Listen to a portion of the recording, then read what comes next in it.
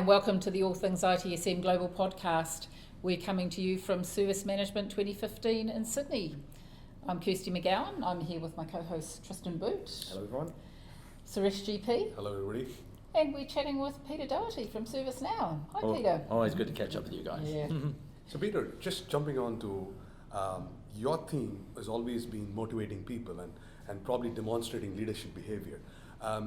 How do you see this trend? And it's quite a thing that there's a lot of people I see on the people capability track. So how do you see motivating people as leaders as opposed to managers? What's your take on that? Yeah, so it's everyone, I talked to Josh Busey quite a bit about this, and we used to have conflicting opinions, and I think that you can enable and make a leader. Josh goes, they have to be born, and then we came together to go, yeah, they have to have something that's spark to start with. So it's all about, real leaders is just bringing out the qualities of leadership, like understanding, caring, communicating, being visionary, having a vision and then messaging that thing. So, real leaders can help to be made. They always have got that spark. So one of the things that I see that I do is a lot of things with leaders, they're qualities that they're there, you just take for granted. But once you start watching how leaders act, the way they think and the way they do things, you can really categorise some of the main techniques. Now that technique, a lot of people say, leaders have to have charisma. Well, it's nice if they have charisma, but if they have a good vision and they can communicate it and they can show that they care for the people who are working for them, they're the things they do.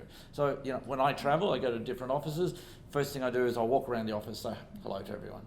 One of my managers years and years ago wasn't very good communicator, wasn't very social, but he made himself do that because the people then respected him and wanted to do that. So it's bringing out those qualities that most people have within them. So I think, because I like the spark idea, because you can fan the flame, but that's what a lot of organisations I think don't do particularly well, because I was saying, I used to have that same idea of, leaders are born, because you see these natural, the flair. The guys with the flair, the guys with the drive, but actually some of the best leaders, when I think about it, that I've known, have come from nowhere and have been built up. But we have this thing where we throw managers into a leadership role and then don't get, and often through tenure rather than skill set, and then don't train them or give them the mentoring that they need to do that. It's even worse than that, right? So most organisations don't have leadership programs, they have management programs. Yeah. And the management programs, all they do is they sit you, this is how HR wants you to run your team, these are the rules, these are the things that you've got to do, and do this. Yeah. And so you're just really passing out instructions and people are doing them. Yeah. Oftentimes, and people who do that, they may have good ideas, they may have vision, but they don't have the techniques to drive it through the organisation. Yeah. And I'm working in an organisation now where they're working on that, and it's really refreshing when the values are actually driving the leadership of the whole organisation, and they're purposely working on how they can do that, and it makes it a completely from previous places that I've worked, good and bad. It's just a really nice environment to have that. Yeah. So this year I'm changing my topic. So I've been doing the leadership for the last couple of years, and the one thing, remember the pinky promise? I've still got the photos. In New Zealand at the end of the conference, we got everyone to go up and do a little pinky promise and promise to the person that they'll take away at least one. You don't have to take away everything, take away one. So that's a great anchor that people think back that they've done this. But more and more, so with ServiceNow, Fred Luddy, our founder, he's always had a vision, changing the way people work. And I look at a lot of organisations that I go and deal with today, and you'll see at my session, when I started at Telecom Australia back in 81, things came into my inbox, I did some stuff, they went out, and things haven't changed all that much. We've just enabled all that with technology. So I've got a passion now to kill out any process that's enabled by email.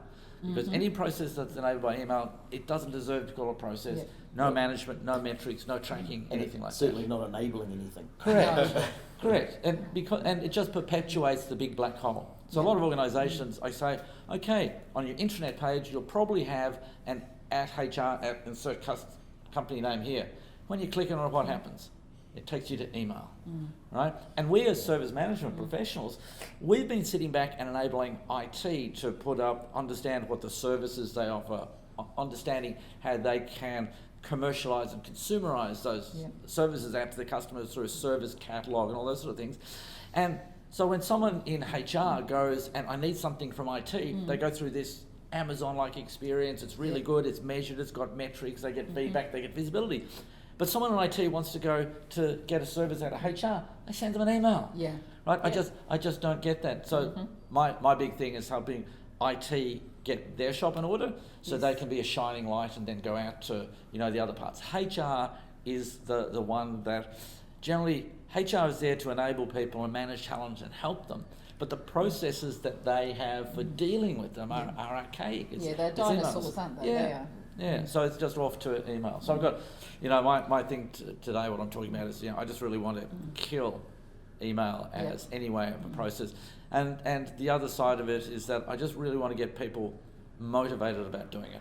So I could run a session to tell you how to do a process better. Pick a process, tell you how to do it better, how to design it, how to get the metrics, how to drive people.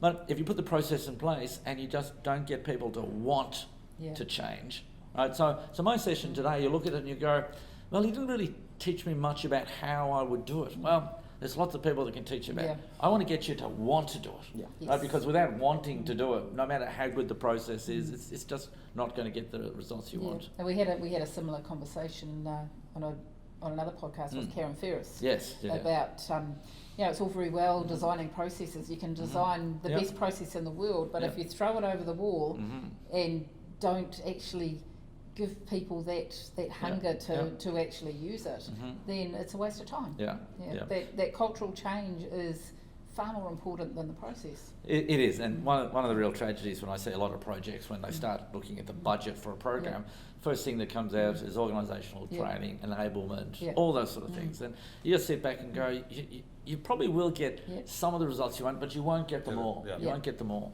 So you're starting off probably behind the black wall to start with. Yeah, I mean, I go into customers too, and they say, okay, can you design us this process? Yeah, sure, I can design this process, but what are you going to do for the cultural change? Oh, we haven't got the resources to do that. We just want the process. We'll just tell them. Yeah, we'll just tell them. We'll put them on Visio diagrams. We'll stick them up on the intranet. Yeah, that's right. That's what someone actually said to me the other day. He said, to get my people to follow process, I print out the Visio diagram and I put it on the wall above their workstation, and they follow it. I said, you might think they do. What is that thing you're talking about before? Stupid obedience or something like that? That's what it is. If you don't enable them, how can you expect those people to change? So I have a question in terms of new hires orientation, right? I mean, many of the times when we have lateral hires come over, and they're going to be part of your own organization's culture and stuff like that.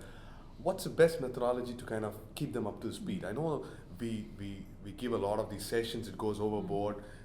Do they have a kind of a buddy scheme where people can handhold them in their journey of this? Because they get kind of overwhelmed when you come to an organization of that magnitude. What would be your suggestions in terms of fostering those people who come as new hires? So there's a couple of sides to that, and one side is that I want to give that experience for a new hire when they come in that makes them want to keep doing stuff and that. So oftentimes they'll turn up on their first day and they don't have a laptop, they don't have access to systems, they don't have all the infrastructure supporting. So one of the things as part of the new hire onboarding process, I really got to make sure that I have all my infrastructure in place, so it's when they turn up on their first day, they've got their laptop, they can log into email, and it's that first 15 minutes, that first half hour is going to drive the rest of the experience. Right. And then I need to have a plan in place about how I'm going to onboard them into the organisation. So the buddying thing is great. I was lucky a few years ago, I went to ITSM in the US, and I heard Michael Abishoff talk, and he was a commander of a Navy ship, and absolutely fantastic books, I read them. And he goes, when a new person comes onto his ship, they generally fly them in on the weekend, and everyone is on shore leave on the weekend. And so they're wandering around trying to do things. So he said he got one of his more able-bodied guys to meet them at the airport. They'll take them on, they do all that sort of stuff. So my own onboarding, when I bring people on, first day, no matter where they are, which office they are, I will be there to greet them. I'll be there. And it's killed me a couple of times. So I came back from Thailand on a Sunday night, and I had to fly to New Zealand on the Monday night to go and do my onboarding for my employee. It's like 6-hour time zone. I was dead, but you just do it because you're welcoming them into the family. And then a buddy. So especially because I'm a line manager and I have people reporting to me, it's very important to give them a buddy that is outside the chain of command. Right. So the buddy is all about helping them ease into the organisation, learning about how the organisation works, who's who, those sort of things, and also being able to come and ask questions that they may not want to go and ask their hiring manager because it may look like they don't know something or it's a sign of weakness. And this is the person that takes them around, introduces them, gets other people to know them, sits down and works with them, takes them through the processes and all that sort of stuff. So buddying is so important, and the buddying is to get them onboarded to start with, and then if you do your buddying right, that person will then transition into a mentor. And so I want onboarding, buddying, mentoring. So it's a life cycle. Yes. Most people think, oh, I'll give them the buddy for the first 3 days and then they're gone, but it's a life cycle. You're actually making someone feel like they're part of the team from the minute they walk in the door. I mean, I actually had an experience just going onto as a contractor to an organisation. I was given a PC when I got there because I wasn't going to be moving around anywhere, and I logged in, my email came up. First one was welcome to the organisation. This is the best coffee in the neighbourhood, and we all tend to walk down there at 10 o'clock, and it's like they know, knew all you. those they did. I thought, great, you're perfect. So it makes a big difference, that onboarding experience. It does. Yeah, so thanks a lot for your Good. time Always chatting to us. Always a I'm pleasure. sure we'll chat again somewhere else around the world. Somewhere else around the world. Yeah. You're all over the place, isn't it? Yeah. Last time I think we talked to you Las Vegas. in Las Vegas. Vegas. So, It was good. All right, thank you very much. Thanks, Peter. Thanks, Peter.